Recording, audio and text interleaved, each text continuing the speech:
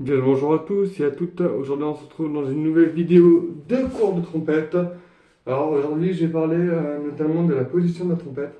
Alors, pourquoi de la position de la trompette? Alors, pas de la position de l'embouchure sur les lèvres, hein, donc j'ai déjà vu, hein, bien mettre les lèvres ensemble.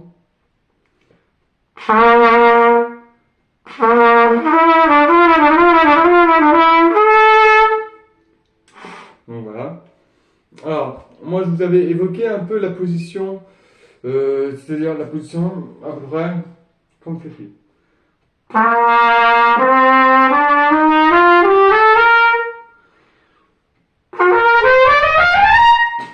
Donc, une position comme ceci, qui est une position, on va dire, assez basse. Elle est assez basse la position. Alors moi, j'ai trouvé une méthode pour aller dans les aigus plus facilement, pour contrôler, parce que je vais dans les aigus assez facilement. Et pour que je puisse contrôler les aigus beaucoup plus facilement, je mets la trompette assez droite. Donc j'imagine que ma trompette, elle est à ce niveau-là. Vous voyez? Et que je souffle. Voilà. On imagine que c'est ça. On imagine que la trompette, elle est comme ça. Ce qui veut dire que la trompette se rentre comme ça.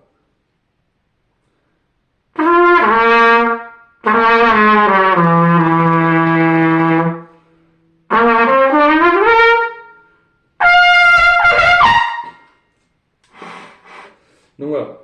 Donc la trompette se positionne comme ceci sur les lèvres, comme j'ai évoqué dans plusieurs vidéos.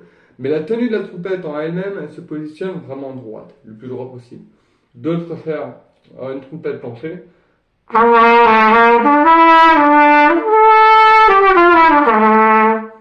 Ce qui n'est pas du tout mon style de jeu. Mon style de jeu, elle est vraiment, la trompette, elle est vraiment très droite.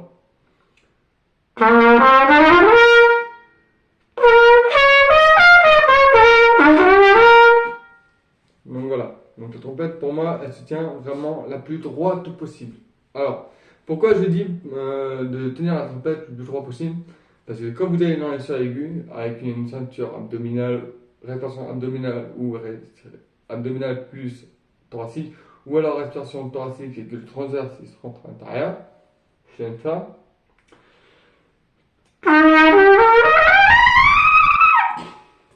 On arrive mieux à taper le contrefa plus facilement. On a beaucoup plus de facilité à maîtriser les aigus.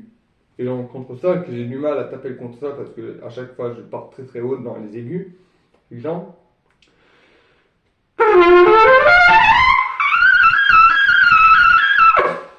Voilà. Donc le contre-sol, il est plutôt tapé, donc il est tapé. Donc j'ai réussi à taper le contre-sol. Après on va faire contre-la, contre-ci, contre-do, bi, bi contre fa, bi contre mi, etc. Enfin, nos limites. Donc du coup là.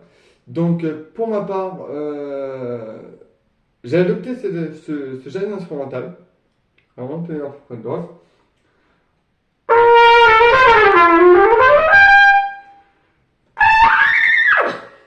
Pour pouvoir aller dans les aigus beaucoup plus facilement et beaucoup plus à l'aise, en étant à l'aise à la trompette. Si on tient une trompette comme ceci,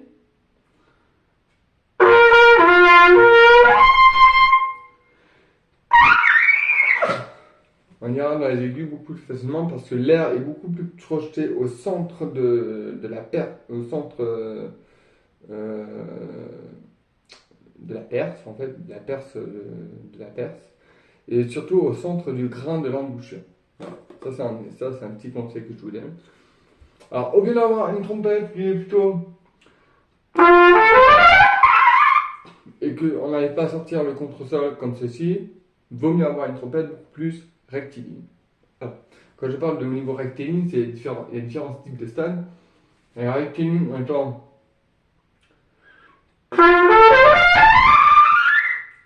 comme ceci, en levant la tête, mais c'est pas le but parce que tout simplement on est désaccordé au niveau de la colonne vertébrale, de la colonne vertébrale surtout. Donc si on fait comme ceci, la tête elle est trop en l'air. Elle est trop en l'air, elle est trop reculée, donc automatiquement on n'est pas aligné avec la colonne vertébrale. Par contre, si jamais la trompette, comme ceci,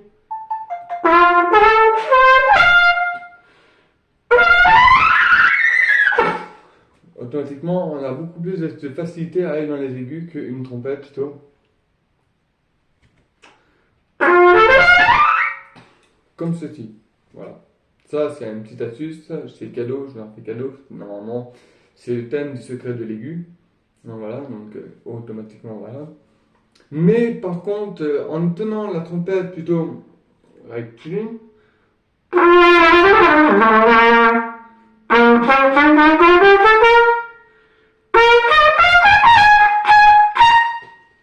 donc voilà.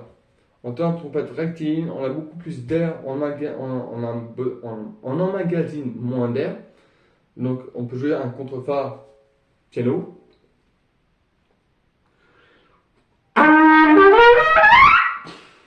Ou un contresol piano.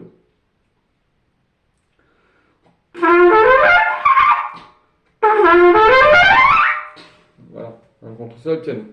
Donc voilà ce que je veux en venir à peu près au niveau de la situation de la trompette. Cette technique m'a été apprise par une personne que je connaissais pas plutôt, une personne que je connaissais pas, qui m'a dit que quand je jouais la trompette, j'étais trop comme une clarinette. Il faut savoir que les clarinettes, je joue plutôt vers le bas. Il m'a dit relève la trompette. Donc j'ai relevé la trompette, ce qui fait qu'on libère la lèvre inférieure. Et automatiquement, on va dans les aigus beaucoup plus facilement. Parce que ce qu'il m'a expliqué, c'est que c'est la lèvre inférieure qui vibre et non la lèvre supérieure, qui est la chair radiale. Donc voilà. Donc on a la tête qui est droite en fait. Pas besoin de lever la tête ou lever les épaules ou lever le torse. Donc voilà, pas besoin de lever la tête, lever les épaules ou le torse. Quand on respire, c'est pareil.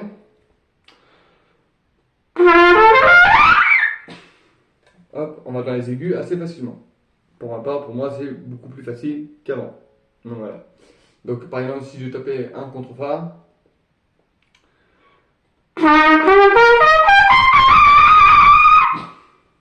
le contrefa il est tapé beaucoup plus facilement parce que tout simplement on appuie moins sur la lèvre inférieure, qui est la lèvre vibrante.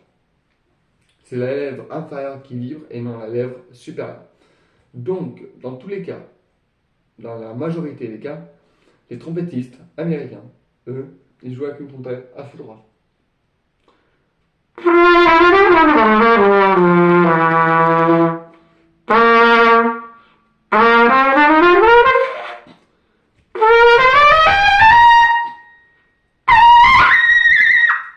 Et après, on va dans les aigus beaucoup plus facilement avec une trompette qui est beaucoup plus droite.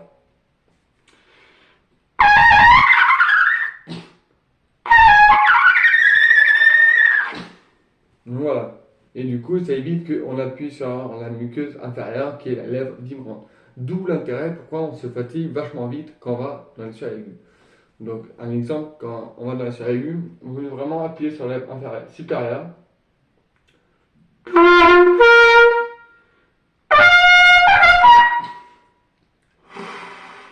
Et automatiquement, on remarquera bien que la lèvre inférieure elle vibre 2 fois plus vite que la lèvre supérieure. C'est prouvé scientifiquement. Donc, du coup, voilà. Donc, ça résume en gros à une tenue de trompette beaucoup plus rectiligne, donc très très droite. On peut lever un petit peu pour aligner avec les épaules.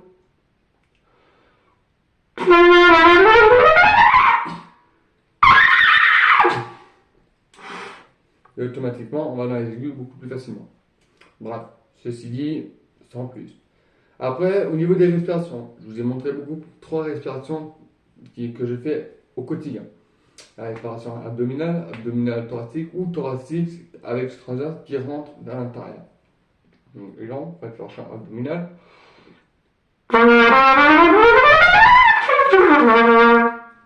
Ça donne ceci. Respiration abdominale plus thoracique.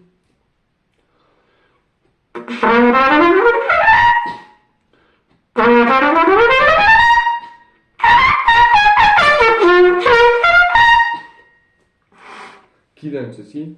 Et la respiration avec le transverse qui rentre à l'intérieur plus la cage thoracique qui se gonfle sans lever les épaules, bien sûr.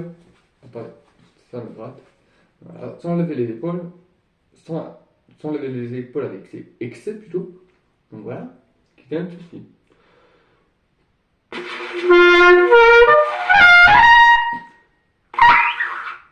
Et après, on tape les aigus beaucoup plus facilement. Donc voilà ce que j'ai appris au niveau de la respiration.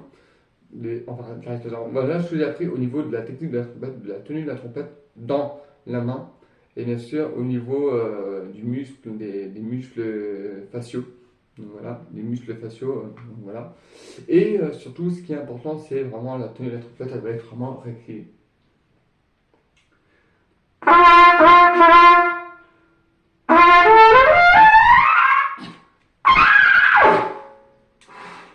Donc elle doit vraiment être rectiligne.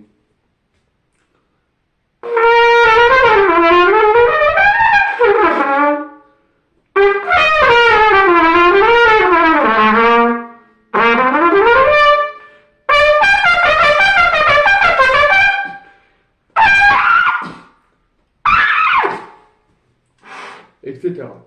Donc ça donne à peu près ce style de son. Je vais bientôt recevoir ma sourdine mute pour Noël, donc une sourdine mute pour Noël c'est plutôt pas mal. La sourdine elle va avoir un effet de poids, on va dire, pour la trompette. C'est-à-dire qu'en fait elle aura effet pour, comme si c'était un coureur qui courait avec des poids aux chevilles, et bien la sourdine c'est la même chose, ça va être un poids supplémentaire, enfin ça va être un son qui va être bien étouffé. Donc on pourra jouer à pas d'heure, l'avantage, je pourrai faire des vidéos, etc. Et puis on pourra progresser sur le long terme à la trompette. Donc voilà. Donc ça c'est un des points que je préconise le plus. Donc voilà. Acheter une sourdine mute parce que elle est plutôt pas mal. Et puis je vous déconseille d'acheter des sourdines mute avec des écouteurs pour entendre notre son. Je trouve que c'est pas top.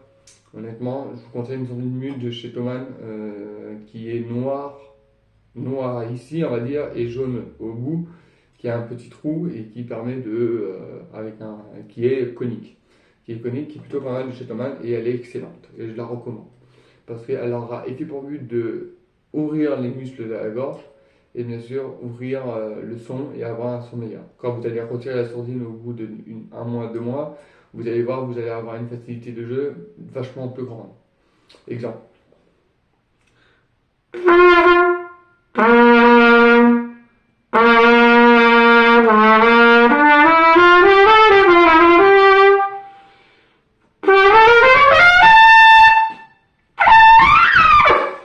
Voilà.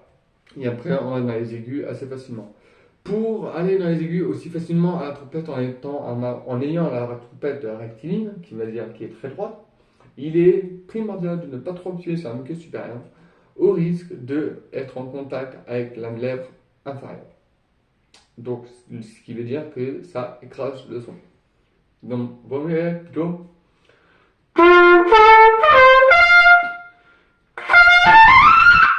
Voilà. Donc, vaut mieux avoir quand même la lèvre un peu libre. Pour un peu libre, ça veut dire en fait appuyer légèrement. Et après, on va dans les aigus assez facilement. Au début, c'était pourri parce que je ne me suis pas chauffé, donc je l'ai fait à la va-vite. Hein. Donc voilà. Mais dans tous les cas, ça revient au mieux. Donc voilà. Donc pour cette vidéo, en fait, elle sera intitulée La tenue de la trompette en étant rectiligne. Pour avoir un meilleur son, un meilleur registre, une meilleure endurance, etc. Et tralala. Donc voilà. Donc, par exemple, un truc qui est bien, la méthode d'Arban.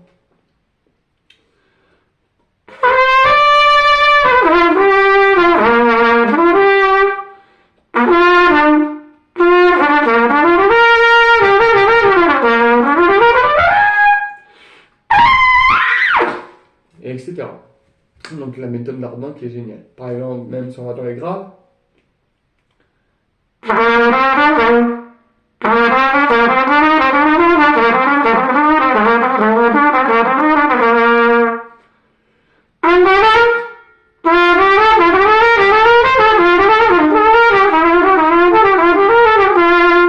Etc. etc. etc.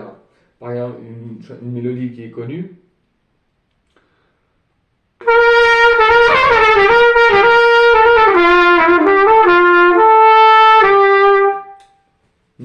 À la va-vite qui est très connue, etc.